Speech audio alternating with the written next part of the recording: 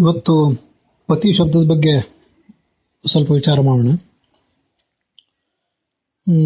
ನಮಗೆಲ್ಲ ಗೊತ್ತಿರುವಂತೆ ಪತಿ ಶಬ್ದ ಪ್ರತ್ಯೇಕವಾಗಿ ಪ್ರಯುಕ್ತವಾದಾಗ ತೃತೀಯ ವಿಭಕ್ತಿಯಲ್ಲಿ ಪತ್ಯ ಆಗ್ತದೆ, ಚತುರ್ಥಿ ಪತ್ಯೆ, ಸಪ್ತಮಿ ಪತ್ಯವು ಹೀಗೆಲ್ಲ ಆಗ್ತದೆ, ಷಷ್ಠಿ ಪತ್ಯವು ಹೀಗೆ.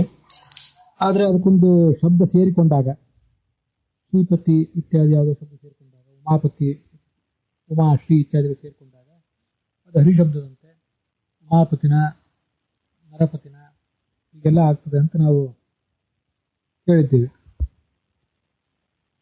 ಆದರೆ ಇದಕ್ಕೆ ಅಪವಾದವಾಗಿ ಷಷ್ಠೀಯುಕ್ತ ಛಂದಸಿವ ಅಂತ ಅಷ್ಟಾಧ್ಯಾಯಿ ಸೂತ್ರ ಇದೆ. ಅಷ್ಟಾಧ್ಯಾಯಿ ಸೂತ್ರ ಸಂಖ್ಯೆ 1ನೇ ಅಧ್ಯಾಯ 4ನೇ ಪಾದ 9ನೇ ಸೂತ್ರ.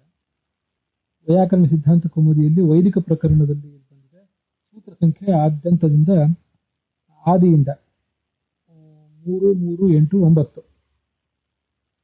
ಷಷ್ಠಿ ವಿಭಕ್ತಂತವಾದ ಒಂದು ಶಬ್ದ ಪ್ರತಿಶಬ್ದದ ಜೊತೆಗಿದ್ದರೆ ಅದು ಘೀ ಸಂಜ್ಞೆ ಉಳ್ಳದ್ದಾಗ್ತದೆ, ಅಂದ್ರೆ ಹರಿಶಬ್ದದಂತೆ ನಡೀತದೆ ಅಂತ.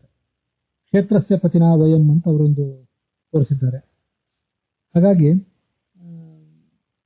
ಸ್ವಸ್ಯ ಪತಿನ, ತನ್ನ ಗಂಡನ ಜೊತೆಗೆ ಹೀಗೆಲ್ಲ ಇದ್ದಾಗ ಪತ್ಯ ಅಂತ ಹೇಳಿದ್ರೆ ಪತಿನ ಅಂತ ಹೇಳಬಹುದು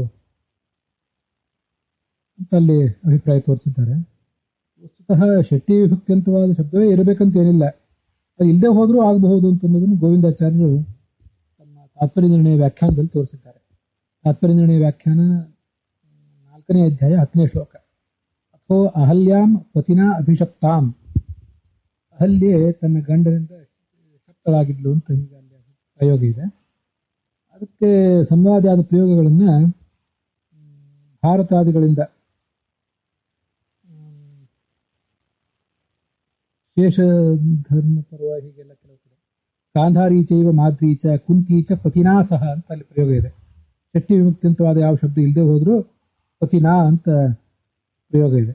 ವಿಯುಕ್ತ ಪತಿನಾತೇನ ದ್ವಿಜೇನ ಸಹಚಾರಿಣ ಅಂತ ಬಾಲಕಾಂಡದಲ್ಲಿ 2ನೇ ಸರ್ಗದಲ್ಲಿ 12ನೇ ಶ್ಲೋಕ ಇದೆ.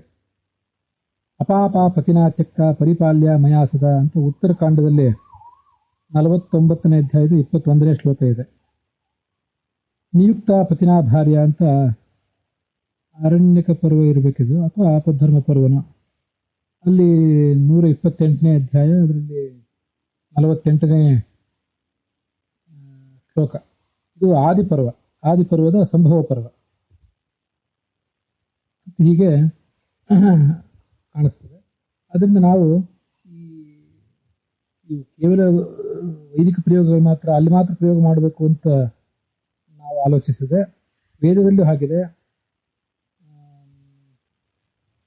ಮತ್ತೆ ಮಹಾಭಾರತದಲ್ಲಿ ಹಾಗಿದೆ, ಅದು ವೇದ ತುಲ್ಯ, ಅವರು ಹಾಗೆ ಪ್ರಯೋಗ ಮಾಡಿದ್ದಾರೆ.